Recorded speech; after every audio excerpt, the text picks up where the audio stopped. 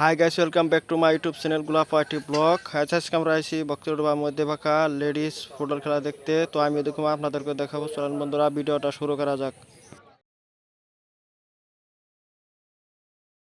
আমার যে সাম্প্রদায়িকতার উপর থেকে আমি শান্তি সম্প্রীতি বজায় রাখি বলে আমি ইয়ার উপস্থিত হয়েছ।